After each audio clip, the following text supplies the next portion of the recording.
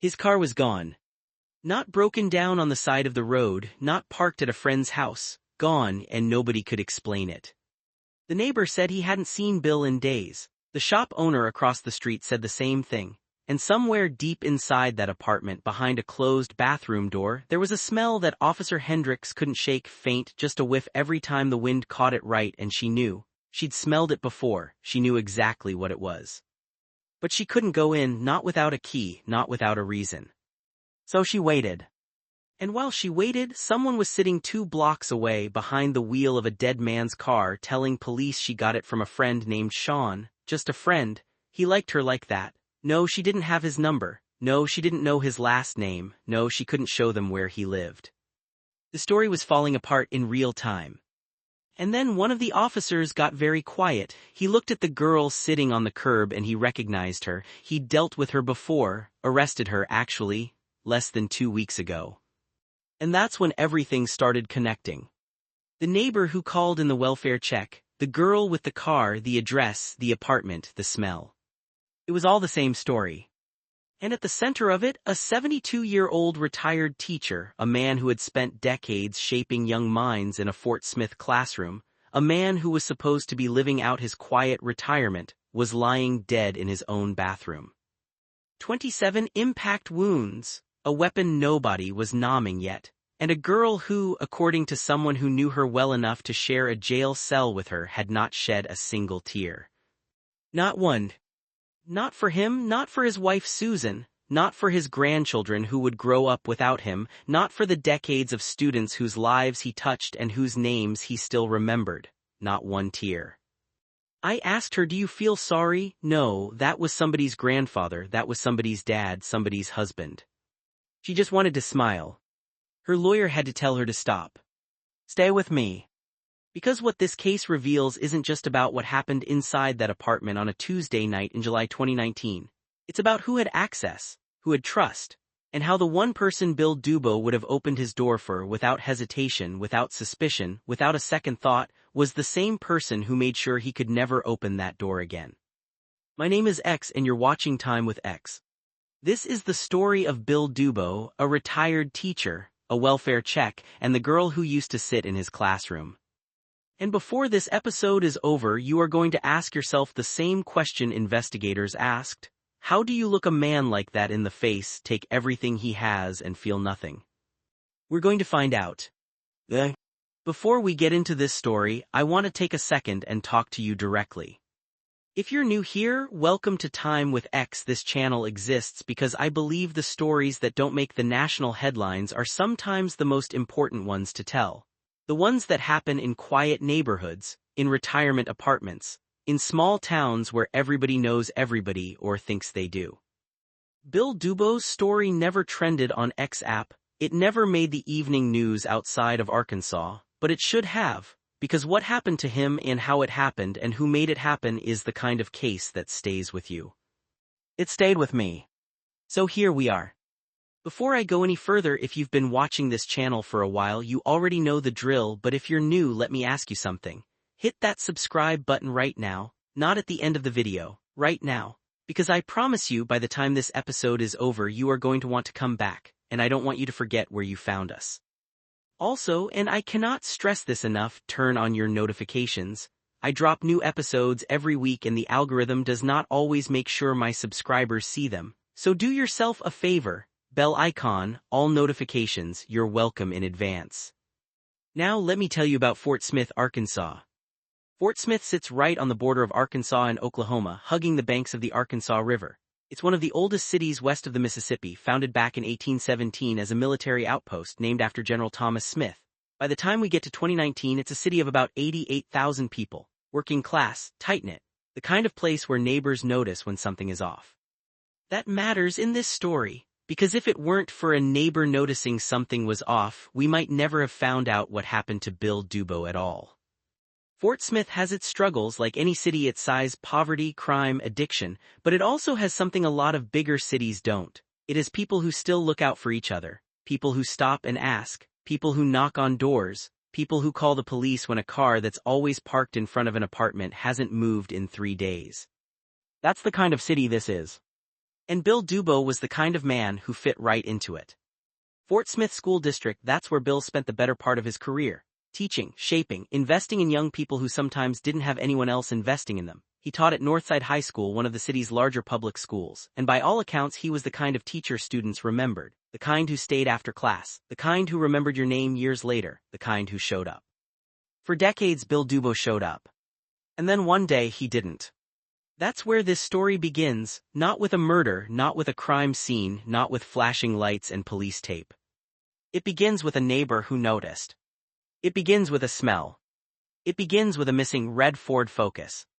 And it ends well, you'll see where it ends.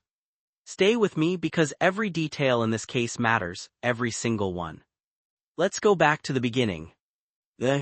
William Dubo Jr. was born in 1944 or 1945, records vary slightly, which puts him at 72 years old when he died in the summer of 2019. 72 years old. Think about that for a second. This was not a young man with his whole life ahead of him. This was a man who had already lived a full life, a man who had earned his rest, a man who had spent decades giving everything he had to a community that needed him and who, at 72, finally had the time to slow down.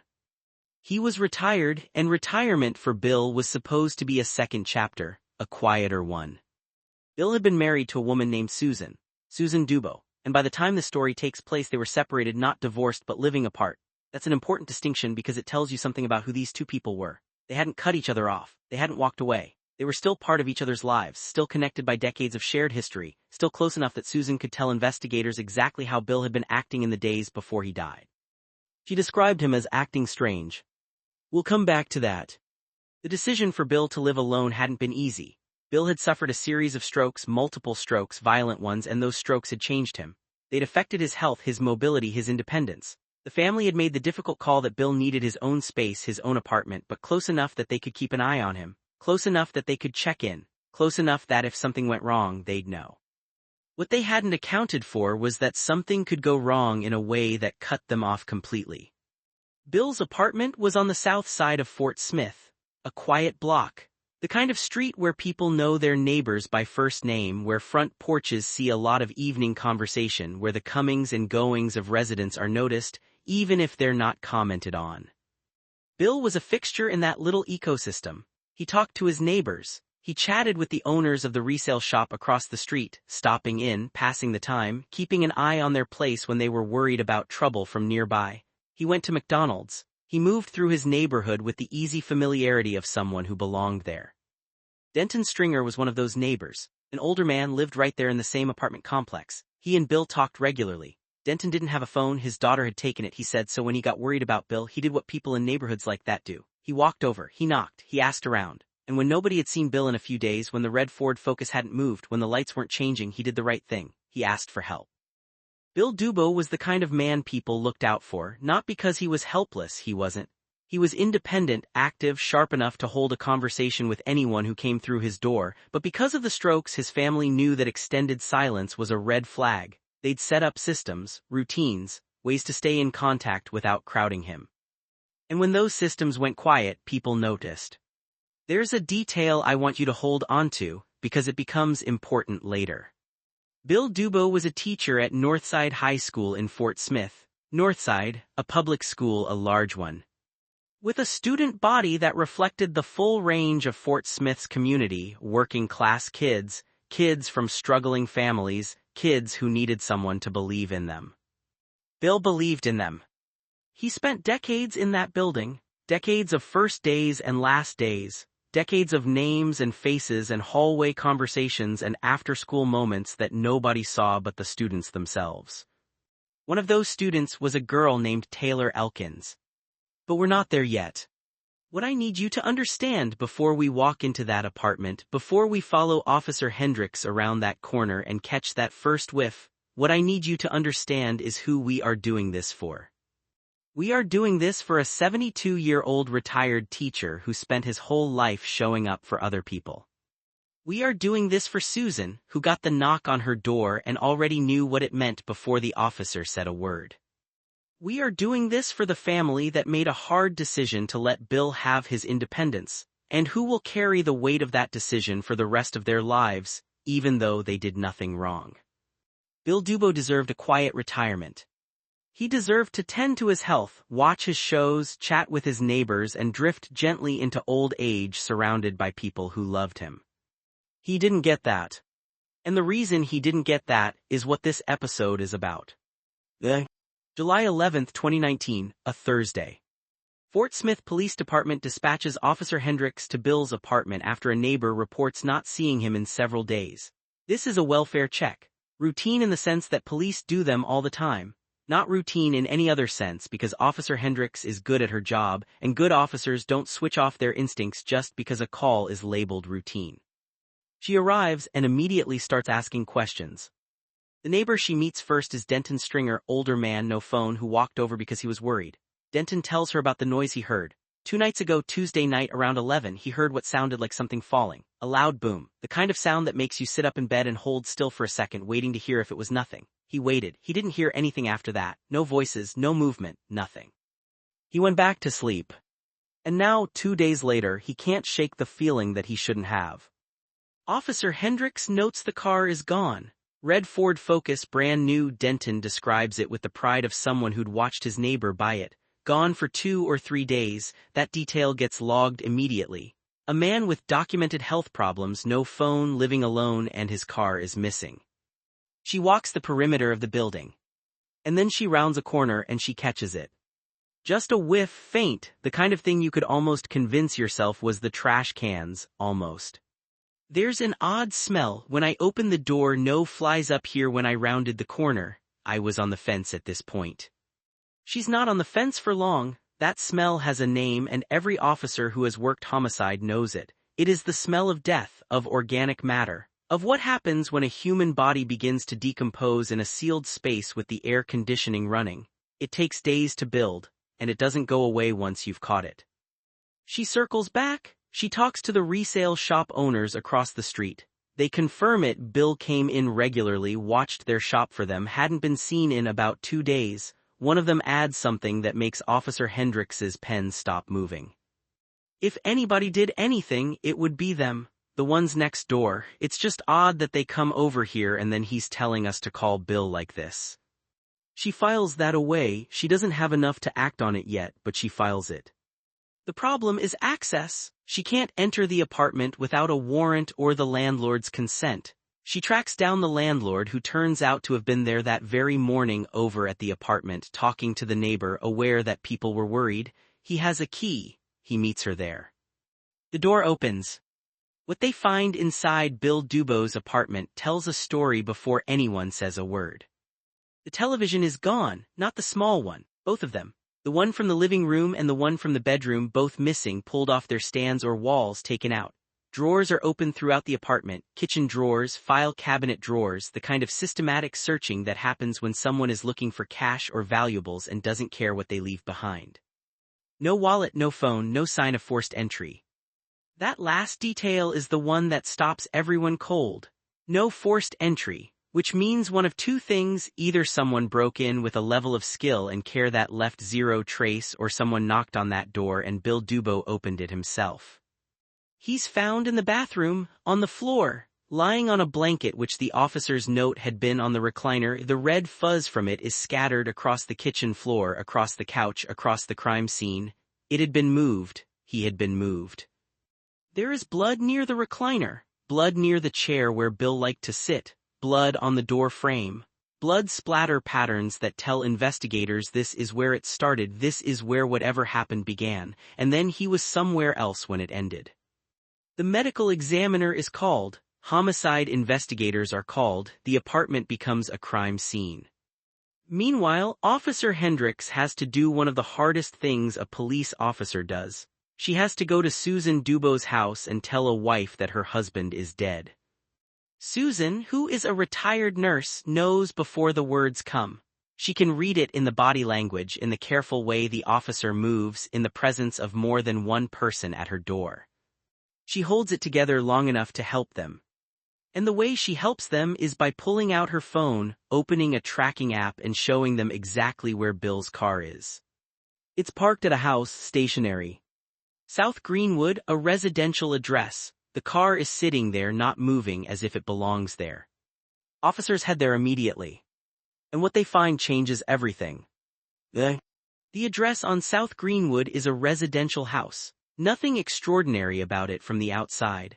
But when officers pull up and run the plate on the red Ford Focus sitting in front, it comes back to William Dubo Jr., a dead man's car parked at someone else's house as casually as if it had always been there. They call for backup. They approach. Fort Smith Police Department, come out with your hands up, we know you're in here. People start coming out of the house. One by one, several people it turns out have been here. The homeowner isn't present, the owner is in the hospital, and whoever is inside seems to have been using this space as a kind of informal gathering point. A crash pad, a place to exist off the grid. And then comes the woman they'll later identify as the last one out. She's 21 years old, her name is Taylor Elkins. Taylor Elkins is from Van Buren, Arkansas, a small town about 15 minutes north of Fort Smith. Population under 25,000. The kind of place where people know each other's business, where families span generations in the same neighborhoods where your history follows you. Taylor went to school in Fort Smith, Northside High School. The same school where Bill Dubo taught for decades. When officers ask who the red Ford Focus belongs to, Taylor steps forward without hesitation. "That's my car," she says.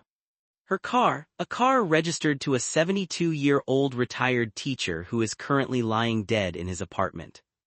Her car. The interrogation that follows is one of those conversations that's almost painful to listen to, because you can watch someone trying to build a story out of nothing in real time with nowhere to go.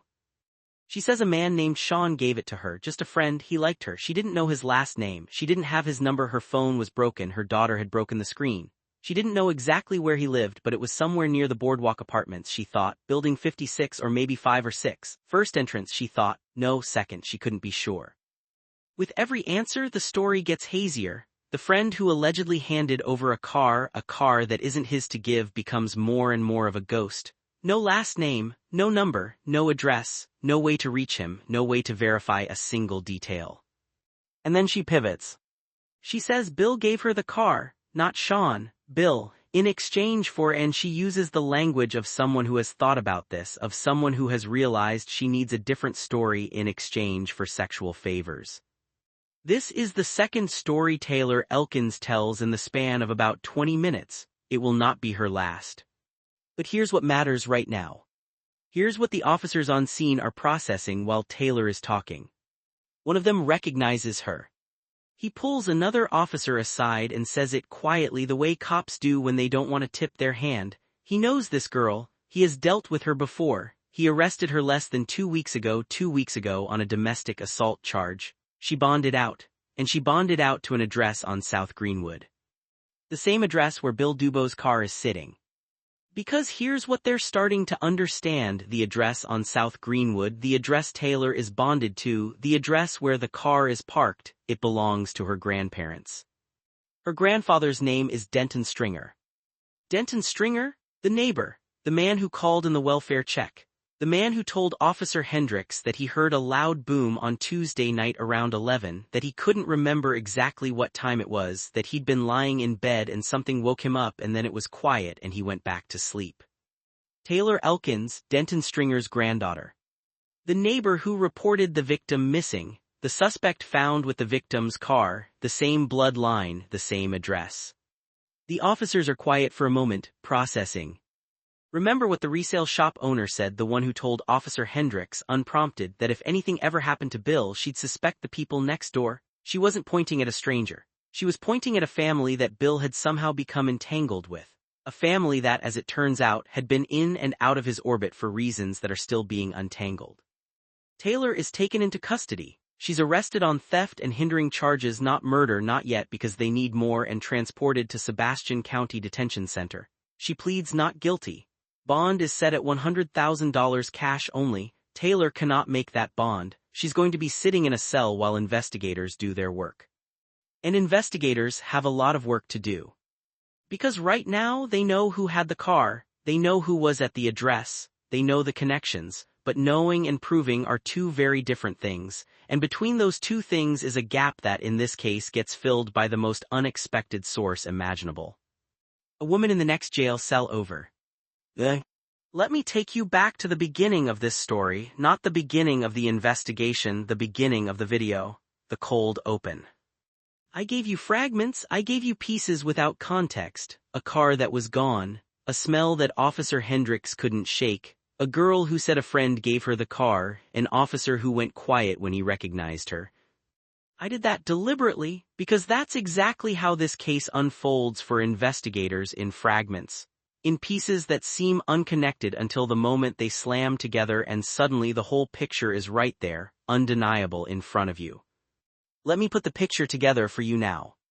Piece 1. The neighbor who called in the welfare check is Denton Stringer. He lives in the same apartment complex as Bill Dubo. He's an older man, doesn't have a phone. He told Officer Hendricks that he heard a loud noise on Tuesday night, something falling, a boom, around 11 o'clock. He didn't check on it, he went back to sleep. He came forward the next day because he was worried. Piece 2. The resale shop owner across the street who spoke to Officer Hendricks before anyone had any idea this was a homicide volunteered something unprompted. She said that if anything ever happened to Bill, she'd suspect the people in the apartments next door, not strangers, people with proximity, people Bill knew. Piece 3. Denton Stringer told Officer Hendricks in their very first conversation that his daughter had stolen his phone and left.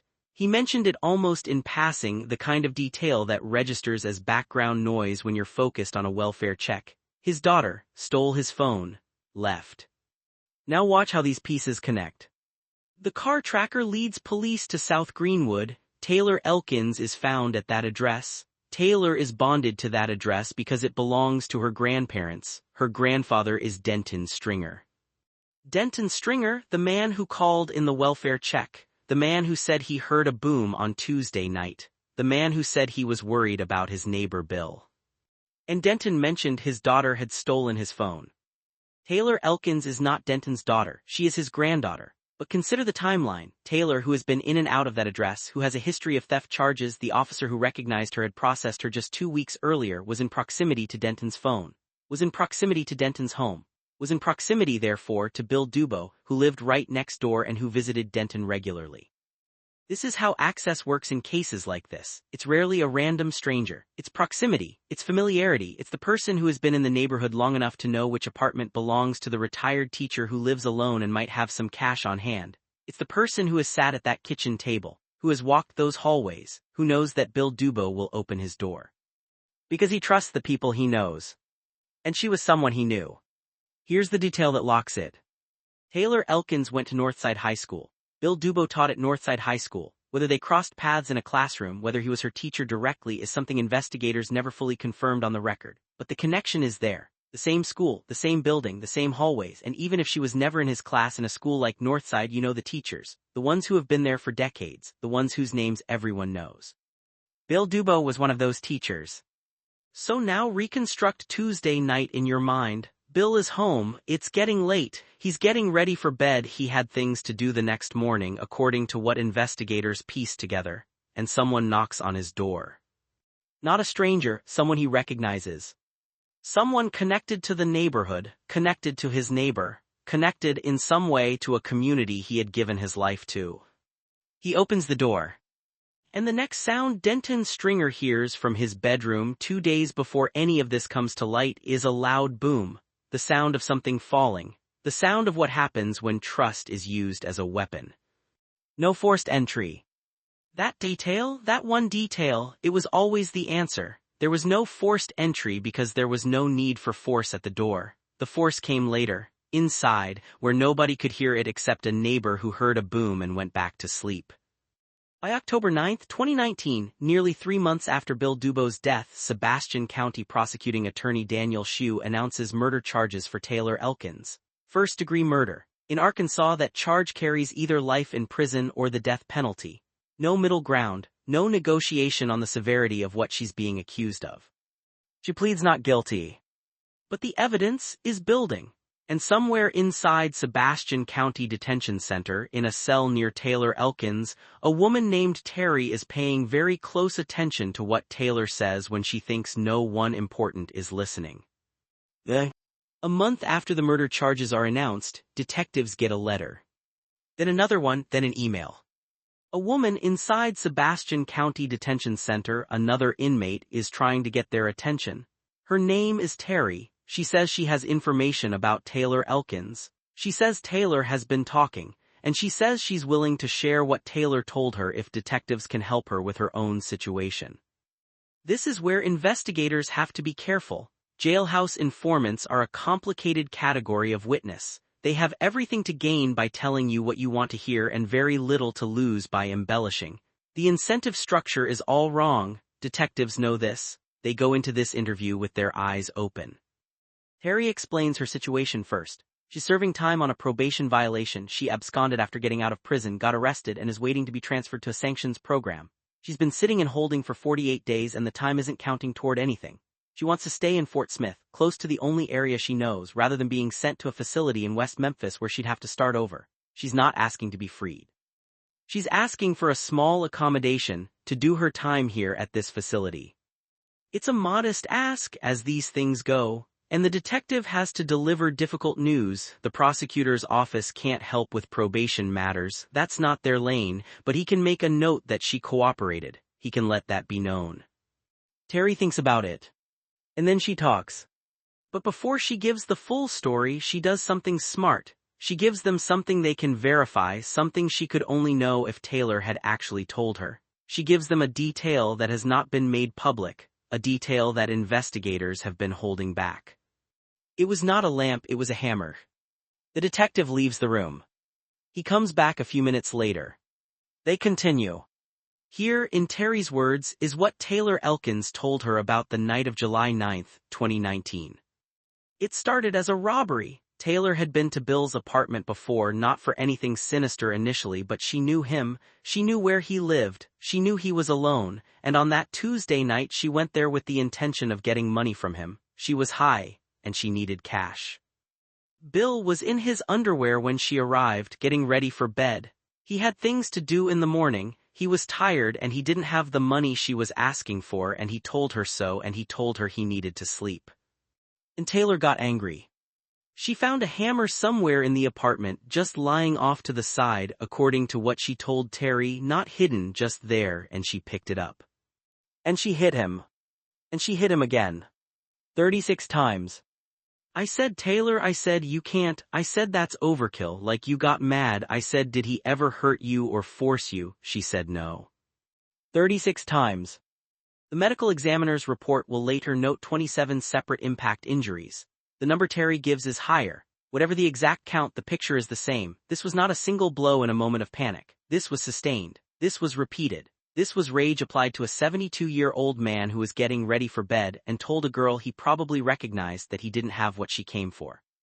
And she made him pay for that with his life. Terry also says something about Denton Stringer that investigators find significant. According to what Taylor told Terry, Denton came in at some point after the attack. He found Bill on the floor bleeding. He turned around, he walked out. And then when Taylor got back to the house, he told her to go back and get the TVs, go get what you can carry, and then figure out how to get rid of the car because the car was now a liability. A friend named Philip or Pete, Terry wasn't sure, came into the picture to help with the TVs, to help move things, to be useful in the way people make themselves useful when they know something and can't unknow it. No charges are ever brought against Denton Stringer. Investigators look at what they have. What Terry is providing is second-hand, Taylor's words, filtered through another inmate, offered in exchange for help with a probation transfer. It's useful, it's corroborating, but it's not, on its own, enough to charge an elderly man with anything. So Denton Stringer walks. But Taylor Elkins does not. And here is what I want you to sit with for a moment, because I think it matters. According to Terry, Taylor Elkins showed no remorse. None. Terry pushed her on it directly, the way someone does when they genuinely can't comprehend what they're hearing. She asked Taylor if she felt sorry. She pointed out that this was somebody's grandfather, somebody's husband, somebody's dad. No. That was it, no qualification, no hesitation, no flinch. Just no. Taylor's lawyer had to instruct her before court appearances not to smile, not to grin, Not because she felt the weight of what she'd done, but because she didn't feel it, and juries can see that, and smiling when you're on trial for murder is the kind of thing that removes any remaining doubt from 12 people's minds. She had to be coached into performing grief she didn't feel. For a man who showed up for people every day of his working life. For a man who opened his door. January 16, 2020. Taylor Elkins's case never makes it in front of a jury. On that date, 6 months after Bill Dubo's body was found, 3 months after murder charges were filed, Taylor enters a guilty plea to first-degree murder. She does not go to trial. She does not make prosecutors put every witness on the stand. She does not put Susan Dubo through the experience of sitting in a courtroom for days while attorneys argue about what her husband's last moments looked like. She pleads guilty. And in exchange for that plea, in exchange for sparing the state the cost and time of a full trial, in exchange for her cooperation at the level of simply admitting what she did, Taylor avoids the death penalty. She avoids life without the possibility of parole. She is sentenced to 40 years in prison. 40 years. Let that land for a second. Taylor Elkins was 21 years old when she murdered Bill Dubo. Under this sentence, she will be eligible for parole in 2047 when she is 49 years old. If she serves the full sentence without parole, she walks out of prison in 2060. She will be 62 years old. Bill Dubo was 72 when he died. He never got his quiet retirement. He never got the years he'd earned. He got a Tuesday night in July, a girl at his door, and 36 hammer blows because he didn't have cash on hand. Taylor Elkins reportedly offers no apology to the Dubo family at sentencing. No explanation, no moment of acknowledgement that could give Susan or Bill's children or anyone who loved him any kind of peace. She says what she has to say to complete the legal process and nothing more. Which is, in its own way, consistent with everything Terry told investigators. No remorse, no access to it, no sense that what she took from this world was anything worth grieving. She is currently serving her sentence at the McPherson Unit, a medium-security state prison in Newport, Arkansas. And she has not, by any measure, been a model inmate.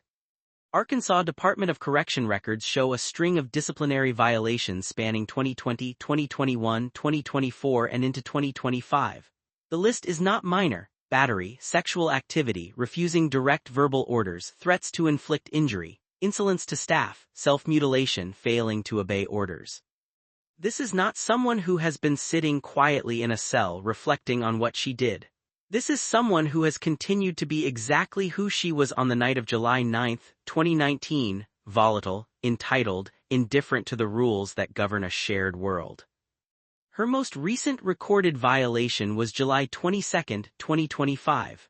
Whether she stayed out of trouble since this recording is something you can verify yourself. The Arkansas Department of Correction makes inmate records publicly available.